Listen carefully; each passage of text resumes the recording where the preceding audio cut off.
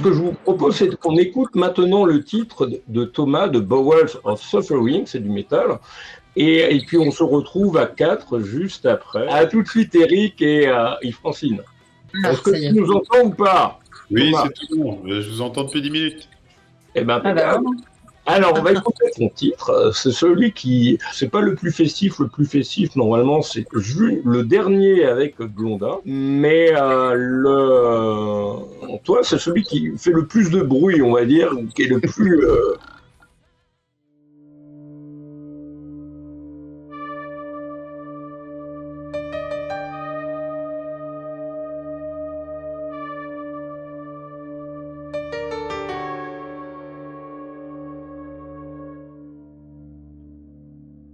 Je suis devenu un dieu parmi les vivants.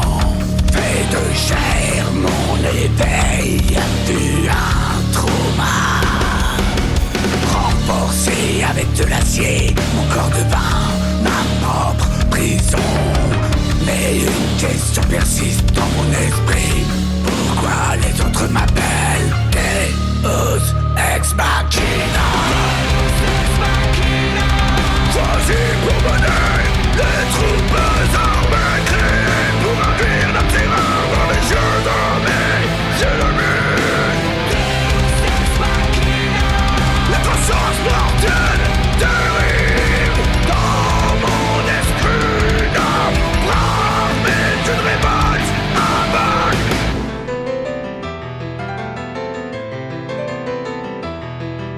Pourrais-je rester qui je suis?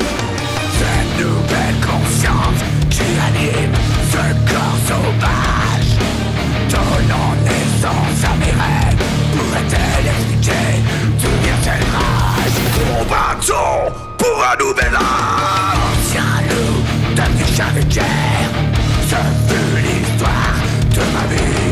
Mes griffes faites de l'âme sur ma propre résurrection. Choisi pour mener les troupes armées créées pour induire la terreur dans les yeux de mes ennemis.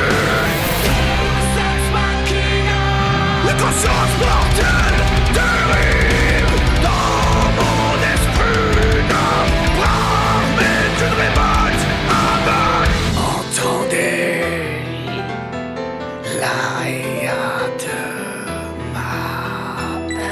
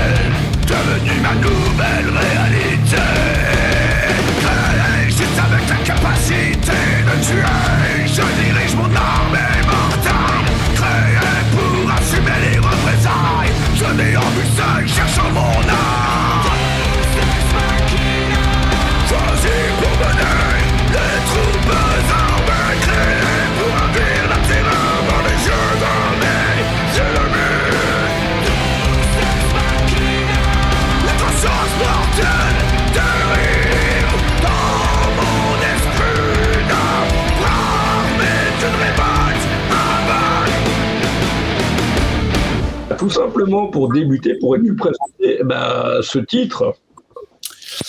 Eh bien, écoute, Deus Ex Machina, c'est le premier single de l'album Bowels 2.0 qui est sorti. On a eu une sortie mondiale.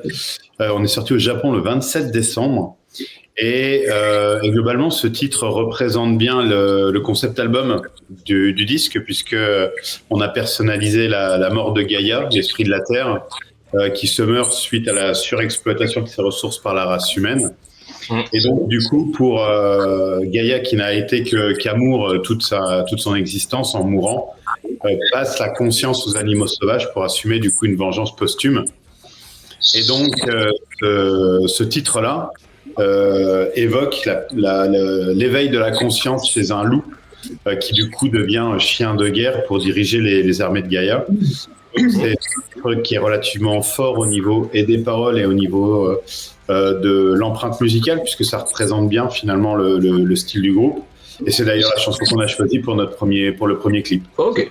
Et du coup, est-ce que tu pourrais présenter le groupe dans les grandes lignes? Je sais, on a fait une interview il n'y a pas très très longtemps ensemble, mais c'est jamais le même public qui lit le mag en téléchargement et celui qui nous a en live ou en replay. Donc, écoute, l'histoire elle est rigolote puisque c'est un groupe qui finalement a plus de 20 ans et on sort notre premier album seulement maintenant. Parce que à l'époque, c'était un projet solo que j'avais monté. J'ai été assez vite rejoint par Julien, bassiste du groupe. On quittait alors Elvarun tous les deux. Et on a monté le concept ensemble. À ce moment-là, Franck, le marquis, a pris le tour de chant assez rapidement, puisque moi, je me voyais pas et chanter et faire de la guitare, vu le style. C'était assez exigeant des deux côtés. Donc, j'ai préféré garder la guitare. Le marquis nous a rejoints. Et en fait, le projet est tombé en sommeil après l'enregistrement de la première maquette. Moi, du coup, j'ai quitté ma Lorraine natale pour aller à Paris. Et puis, le projet n'a pas survécu à ce déménagement. Et 17 ans après, Julien et Mathieu sont passés me voir parce qu'il fallait qu'on signe des papiers pour un groupe. Et on a bu sûrement beaucoup trop de bière ce soir-là. Et donc, ça arrive, hein. Ça arrive. Et donc, quand tu bois trop de bière, généralement, tu as deux choix. Soit tu plaques tout pour monter un bar. Après, tout dépend à quel niveau tu bois trop de bière. Tout dépend du nombre de bières. Exactement. Là, on était chez moi. Donc, du coup, on n'a pas eu l'idée de remonter un bar, mais on a relancé le projet. On s'est dit, tiens, on va enregistrer. Et puis finalement, on a réenregistré donc 20 ans plus tard, donc avec des technologies d'enregistrement qui étaient quand même vachement mieux. Et ça a permis de présenter l'album à Warmoldes Records, du coup, qui est une maison de disques italienne, qui a adoré l'album et qui nous a signé du coup dans la foulée. Donc c'est pour ça qu'on a pu bénéficier d'une belle sortie. Et puisqu'on avait signé, on a voulu vraiment pousser le concept jusqu'au bout et donc donner une voix à Gaïa également.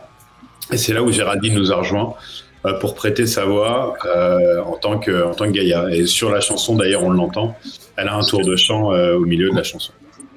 Mélangé avec le thrash metal et la voix lyrique de la chanteuse, elle a un côté un peu opéra rock.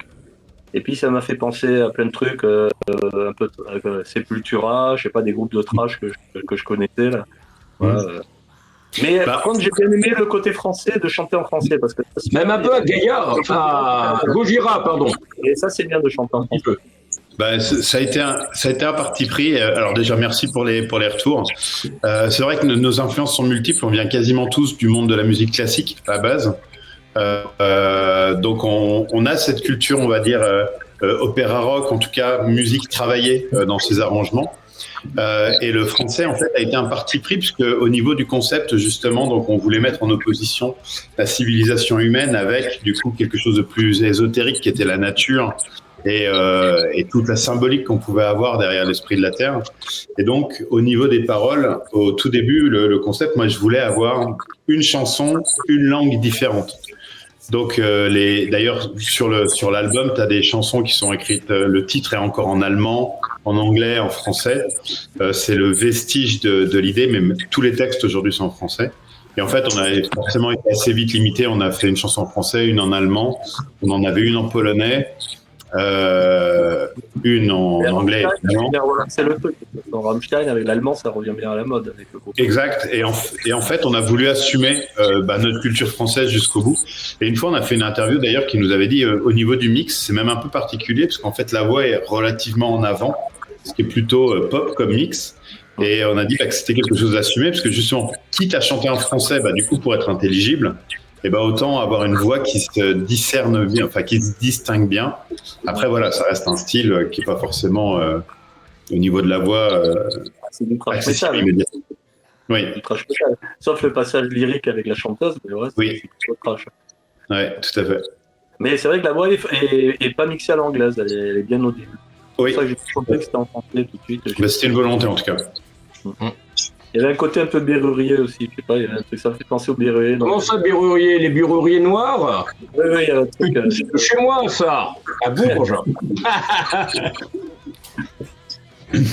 C'est ma Et génération. puis, moi, ce que je te disais tout à l'heure, Thomas, c'est que ça va me faire un petit peu penser. Ben, j'écoute pas toujours, puisque c'est pas forcément ma génération, mais Gojira.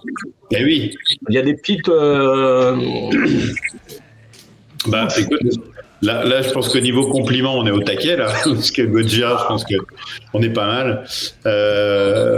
Honnêtement, les influences sont vraiment multiples. Moi, au niveau de l'écriture, au tout début, moi, j'avais une influence qui était quand même très fortement tournée sur du Samael ou du Dimmu Borgir. D'où le côté un peu Indus. Maintenant, Rammstein a été une très, très grosse influence aussi. Et c'est vrai que Gojira, du coup, c'est un groupe qui a émergé après l'album. J'ai pas entendu Eric, pardon. Je disais que Rammstein, je pense qu'ils ont influencé tous les jeunes groupes de maintenant. Oui, je pense, effectivement. Et le côté Indus, lourd, mécanique, qu'aujourd'hui on le revendique parce que Rammstein. De mémoire, au niveau de l'interview qu'on avait faite dans le JMAC 74, c'était celui qui était arrivé peu de temps après Noël, c'était celui du 31 octobre, ou qui a été un petit peu en retard, qui a été publié tout début novembre. Vous êtes sur une composition au niveau du line-up qui est assez classique au niveau d'un groupe de rock. Oui, bah on a 2 guitares, basse. Alors, on n'a pas de batteur, justement, parce qu'on a toute une partie séquence qui fait qu'aujourd'hui, on n'a pas de batteur, mais on a 2 guitares, basse, chant et chanteuse. Ben, c'est peut-être ça qui m'a fait penser au berrurier, parce qu'ils avaient qu'une boîte à rythme, ils travaillaient avec. Ouais, bah, c'est peut-être. Ouais. Après, on a des textes un chouïa moins engagés que les berrus. Quels sont vos projets pour les semaines et les mois à venir? Et puis, aurais-tu un ou plusieurs messages à transmettre à ceux qui regarderont le replay du live et ceux qui regarderont les meilleurs moments au niveau du live?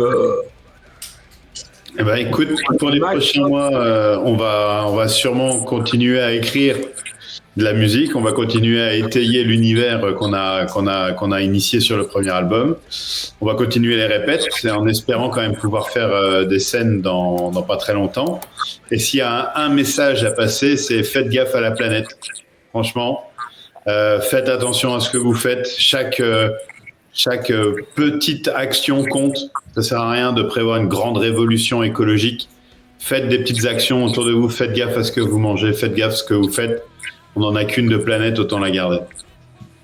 Et ça, tu es totalement d'accord avec le groupe qui est parrain depuis 2 ans du JMAC J-Web TV, dont je montrerai le mug tout à l'heure, c'est Antekao, qui ont sorti leur nouvel album Dystopie début octobre et qu'on retrouve le 28 février pour les 9 ans du JMAG. Bon, allez.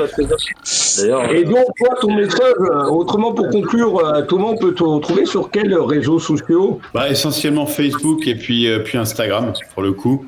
Mais pour tout ce qui est son et autres, Facebook sera très bien. Ok. En tapant le nom du groupe, Bowels of Suffering, et ça passe. C'est impeccable. Et puis, au niveau du... tu en avais pensé quoi, ton interview qui était dans le MAC 74 de... Tip top, c'était fidèlement retranscrit, c'était bien, et merci pour l'opportunité d'avoir pu partager notre projet, notre musique et puis nos paroles, parce que les paroles sont aussi importantes que la musique pour le coup. Ouais, ça, dans tout ce qui est rock français, c'est ce qui fait la différence. Tout le monde s'en fout quand on chante en anglais de ce que tu racontes. Et par contre, en français, si tu as un mauvais texte, il n'y a rien qui passe, même si la musique est bonne. Exactement, je suis d'accord. Dès qu'on a une actualité à promouvoir, tu seras le premier au courant. Avec grand plaisir, sinon on a 10 et 25 mars après. Okay. Voilà. Et voilà. Merci à vous, excellente soirée.